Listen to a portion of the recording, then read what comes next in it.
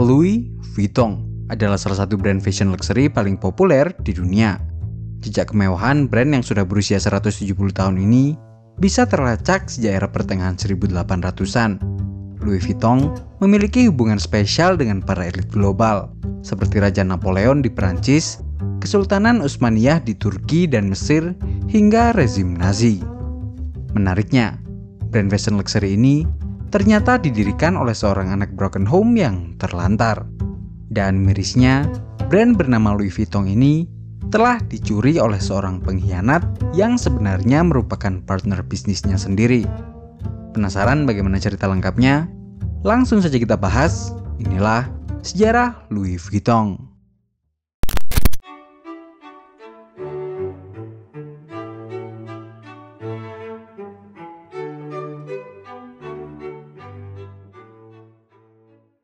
Ini semua dimulai pada tahun 1821. Ya, 203 tahun yang lalu. Tepatnya di sebuah desa kecil di timur Prancis bernama Ancay. Saat itu, seorang bayi yang diberi nama Louis Vuitton lahir di dunia. Bayi kecil ini lahir dari sebuah keluarga yang sangat sederhana. Ayahnya, Xavier Vuitton, adalah seorang petani, sementara ibunya, Corinne Gaillard, dikenal sebagai milliner, sebutan untuk seorang pembuat topi wanita di era itu. Sayangnya, saat bayi kecil ini mulai tumbuh menjadi seorang remaja, ia harus menerima kenyataan pahit bahwa ibunya yang seharusnya hadir dan menjadi support sistemnya meninggal dunia. Hal ini diperburuk dengan keputusan sang ayah yang memilih untuk menikah lagi dengan perempuan lain. Perempuan yang jauh berbeda dengan ibunya dulu. Yang jelas, hubungan antara Louis dan ibu tirinya ini sangat buruk. Sampai akhirnya di usianya yang ke-13 tahun, ia memberanikan diri untuk minggat dari rumahnya dan merantau ke ibu kota, yaitu Paris. Tapi jangan bayangkan minggat di era itu seenak dan semudah saat ini. Saat itu, transportasi belum secanggih sekarang. Bahkan bis dan kereta api pun masih sangat langka di Prancis, apalagi di daerah terpencil seperti Ancay. Jadi, Louis harus menempuh jarak sepanjang 371 km dari Ancay ke Paris dengan jalan kaki. Dan baru sampai ke Paris 3 tahun setelahnya, pada tahun 1937. Tentu saja, Louis tidak langsung maraton jalan tanpa henti selama 3 tahun. Ia beberapa kali singgah di beberapa daerah yang dilewatinya dan bekerja serabutan demi bertahan hidup dan menabung untuk biaya perjalanan panjangnya ini. Sesampainya di Paris, Louis yang saat itu baru berusia 16 tahun langsung mendapatkan pekerjaan sebagai pengrajin book travel atau koper di bengkel kayu milik Monsieur Maréchal. Saat itu, koper tidak diproduksi secara massal seperti saat ini. Koper baru akan diproduksi setiap ada yang memesannya saja. Hal ini dikarenakan permintaan akan koper saat itu sangat sedikit. Ya kan saat itu, transportasi masih sangat sulit. Hanya orang-orang kaya yang bisa menjangkaunya. Sehingga traveling adalah sebuah kemewahan yang bisa dinikmati oleh para orang-orang kaya saja. Ya, meskipun pada awalnya Louis hanya menjadi seorang pengrajin magang, bekerja di tempat yang sangat dekat dengan orang-orang kaya ini menjadi kemewahan tersendiri untuk Louis. Berkat pekerjaannya ini, ia berhasil berkenalan dengan orang-orang kaya di Paris. Bahkan pada tahun 1853, ia diangkat sebagai pembuat koper pribadi istri Raja Napoleon III, yaitu Eugenie. 1 tahun setelahnya, pada tahun 1854, Louis menikah dengan Clémence Émilie Pariou. Ia juga memutuskan untuk keluar dari pekerjaan lamanya di bengkel kayu Monsieur Maréchal dan membuka bengkel kopernya sendiri yang diberi nama sama dengan namanya, yaitu Louis Vuitton. Dari sinilah perjalanan brand bernama Louis Vuitton ini dimulai.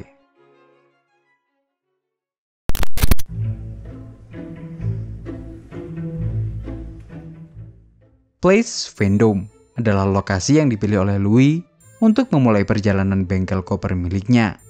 Tempat ini adalah pusat perdagangan produk-produk fashion dan perhiasan paling terkenal di Paris saat itu. Lokasi yang strategis dan popularitasnya sebagai pengrajin koper pribadi sang istri raja membuat bengkel barunya ini ramai pengunjung. Koper-koper keluaran Louis Vuitton terkenal dengan spesialisasinya untuk produk-produk fashion. Menurut majalah Vogue, di setiap produk-produk Louis Vuitton saat itu tertulis, "Securely pack the most fragile objects, specializing in packing fashions." Boom pertama LV sebagai brand terjadi pada tahun 1858 saat LV memperkenalkan model koper baru yang berbentuk persegi panjang dengan bagian atas yang datar, yang terbuat dari kayu yang dilapisi kain kanvas tahan air. Sebelumnya, koper-koper berbentuk seperti ini, yang sangat menghabiskan tempat dan sulit diorganisir. Karena inilah, Louis menciptakan bentuk koper baru yang lebih gampang diorganisir. Sementara kain kanvas dipilih karena lebih ringan, tahan air, dan tidak mudah retak, seperti bahan kulit yang sebelumnya menjadi bahan pelapis wajib koper-koper traveling. Inovasi ini berhasil. Permintaan akan koper-koper persegi panjang buatan Louis meningkat. Bahkan, ia terpaksa harus memindahkan bengkel kopernya ke tempat lain yang lebih luas, yang terdapat di daerah pinggiran kota Paris, yaitu Asnières. Kesuksesan sudah ada di depan mata Louis. Sepertinya, ia hanya tinggal menunggu waktu saja untuk meroket. Tapi, takdir berkata lain. Di saat bisnisnya sedang berkembang pesat, tiba-tiba perang Franco-Prussian terjadi. Akibat perang ini, penjualan koper Louis menurun drastis. Bahkan tempat produksinya di Asnières dihancurkan dan dijarah. Seluruh peralatan dan bahan bakunya lenyap tak tersisa. Tapi seperti apa kata pepatah yang mengatakan, selalu ada cahaya dalam kegelapan. Setelah perang selesai, harga properti di Prancis turun drastis. Dan dengan sisa tabungannya, Louis berhasil membeli salah satu toko yang berlokasi di tempat paling bergengsi di Paris saat itu, yaitu di dekat Opera Garnier dan Museum Louvre. Ini adalah tempat paling prestis yang sering didatangi oleh orang-orang penting dan wisatawan-wisatawan lokal maupun interlokal. Tempat baru ini membawa berkah untuk Louis Vuitton. Selain membuat bisnis Louis Vuitton bangkit kembali, hal ini juga membuat popularitas Louis Vuitton semakin menyebar luas ke seluruh dunia. Di tahun yang sama, pada tahun 1872, Louis Vuitton kembali berinovasi. Kali ini, ia menambahkan pola garis-garis merah di setiap koper produksinya untuk membedakan dan memberi tanda unik pada koper buatannya dan agar tidak mudah ditiru oleh pengrajin lain. Pada tahun 1880, anak Louis, Georges Farel Vuitton, bergabung dengan bisnis sang ayah. Georges bertugas untuk mengurusi dapur bisnis perusahaan, sementara sang ayah fokus dalam pengembangan produknya. Kolaborasi ini menghasilkan hasil yang sangat positif. Pada tahun 1885, Georges berhasil membawa LV untuk berekspansi ke luar negeri. Inggris adalah tujuan pertamanya. LV membuka toko pertamanya di Oxford Street, London, sebelum akhirnya pindah ke lokasi yang lebih strategis di 454 Strand Street, dan akhirnya pindah ke New Bond Street dengan lokasi tempat yang lebih luas. 3 tahun setelahnya, pada tahun 1888, giliran Louis yang mengenalkan motif checkerboard yang sampai saat ini masih sering digunakan di produk-produk LV. Dan pada tahun 1890, LV mengenalkan sebuah inovasi kunci anti maling yang disebut dengan tumbler lock. Di era-era ini juga, Louis Vuitton mendapatkan order dari para orang-orang elit di berbagai belahan dunia. Yang paling terkenal adalah Sultan Abdul Hamid II yang saat itu merupakan Sultan ke-34 dari Kesultanan Utsmaniyah Turki, dan Ismail Pasha yang saat itu merupakan Khedive Mesir dan Sudan. Tapi, lagi-lagi badai kembali menghampiri LV. Pada tahun 1892, sang founder Louis Vuitton meninggal dunia. Sekarang, sang anak harus mengemban beban berat mempersiapkan abad baru sendirian.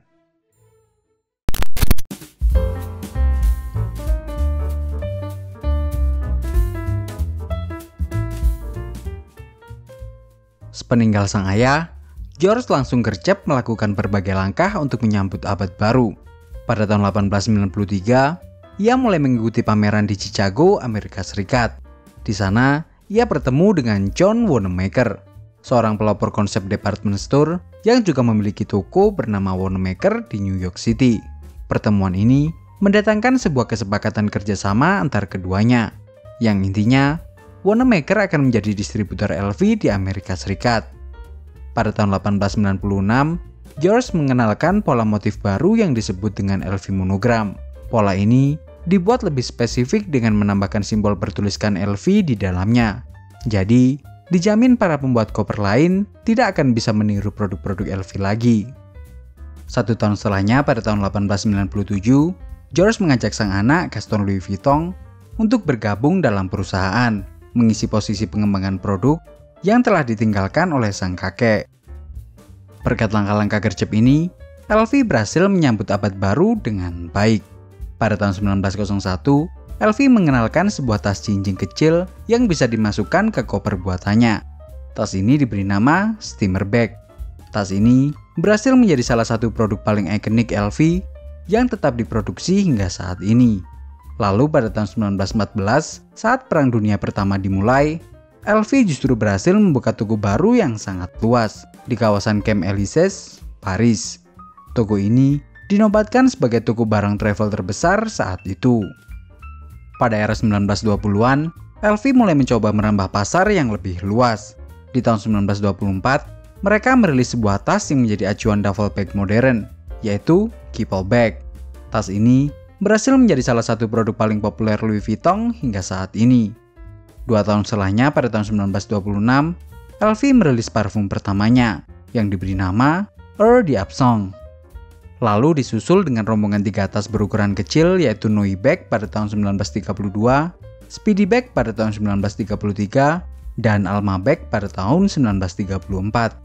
Fun fact, Noy Bag dibuat setelah LV mendapatkan request dari para produsen champagne untuk membuat tas yang bisa muat untuk 5 botol champagne sekaligus. Lalu Speedy Bag sebenarnya adalah versi kecil dari Keepall Bag dan menjadi populer saat Audrey Hepburn menentengnya di berbagai kesempatan pada era 1960-an. Dan Alma Bag sebenarnya adalah tas custom khusus yang dibuat untuk Gabrielle Chanel pada tahun 1925. Tapi, seperti siklus berulang, lagi-lagi, di saat LV sedang berkembang dengan pesat, badai datang kembali. Pada tahun 1936, George Vuitton meninggal dunia.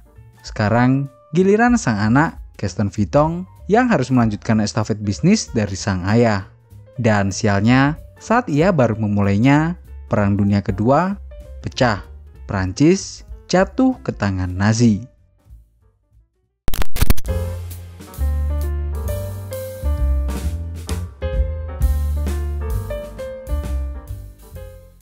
Di saat Prancis jatuh ke tangan Nazi, Gaston yang baru saja memimpin perusahaan diharuskan mengambil keputusan cepat untuk menyelamatkan bisnis keluarganya ini. Dan gilanya, ia mengambil keputusan yang sangat berani dan kontroversial saat itu, yaitu ia memilih untuk berkolaborasi dengan sang penjajah, yaitu Nazi. Kabarnya, keluarga Vuitton aktif membantu pemerintahan baru Prancis yang berkolaborasi dengan Nazi. Karena hal ini, LV mendapatkan izin spesial menjadi satu-satunya toko yang bisa tetap beroperasi selama Perang Dunia Kedua. Setelah Perang Dunia Kedua selesai, Gaston mengajak kedua anaknya, yaitu Claude Louis Vuitton dan Henri Louis Vuitton, untuk bergabung ke LV. Kedua anak ini mengisi posisi yang ditinggalkan sang kakek, yaitu dalam mengembangkan bisnis LV. Tapi sayangnya, pada tahun 1970, Gaston, sang penerus bisnis keluarga generasi ketiga LV, menghembuskan nafas terakhirnya. Dan sepertinya, ia akan menjadi generasi terakhir keluarga Vuitton yang menjalankan bisnis ini. Pasalnya, setelah dipegang anak-anaknya, bisnis LV macet selama 7 tahun lamanya. Perusahaan mereka tidak berkembang sama sekali. Hingga akhirnya pada tahun 1977, mereka meminta bantuan suami dari adiknya, yaitu Henri Lacamere, untuk mengambil alih kepemimpinan bisnis keluarga ini. Sebelumnya, Henri adalah seorang owner dari Stinock, sebuah perusahaan yang fokus di bidang stainless steel.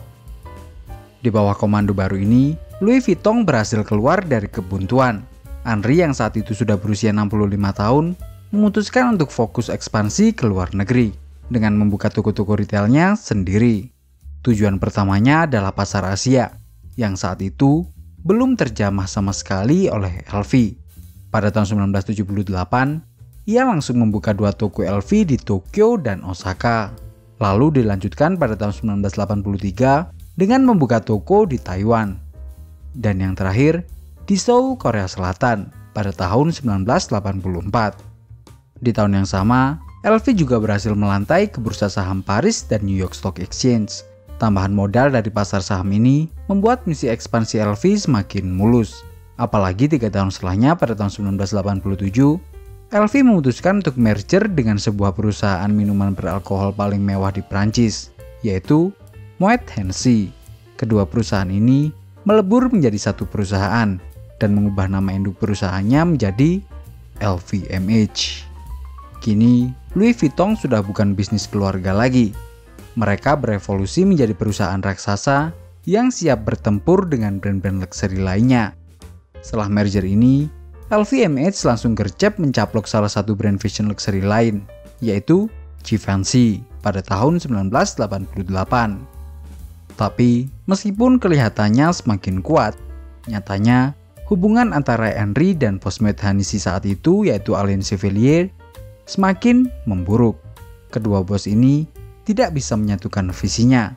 Karena hal inilah, Henry diam-diam meminta bantuan Bernard Arnault untuk membantunya mengambil alih perusahaan dari Alain Chevalier. Bernard Arnault adalah seorang pengusaha properti yang saat itu baru saja membeli pusat Sunfresh Empire, sebuah perusahaan raksasa dari Prancis yang membawai brand-brand terkenal seperti Christian Dior dan Busso. Singkat cerita, Bernard mengiyakan permintaan ini, tapi yang tidak diketahui oleh Henry, diam-diam Bernard justru berkhianat. Ia justru bekerja sama dengan bos Moet Hennessy yaitu Alain Chevalier dan berencana untuk mengambil alih LVMH dari tangan Henry.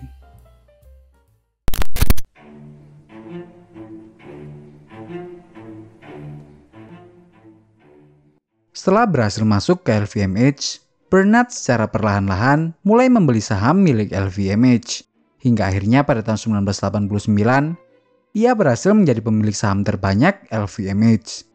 Dan dengan kepemilikan saham terbanyak, ia otomatis menjadi presiden dari perusahaan ini dan mengambil alih perusahaan ini dari Henry. Henry Rockmer sangat kecewa dengan perbuatan Bernard ini. Teman yang dianggap bisa membantunya justru menikamnya dari belakang.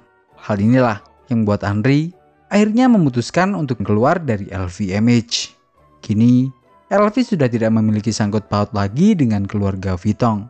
Legasi yang telah dibangun susah payah oleh 3 generasi keluarga Vuitton berakhir tragis.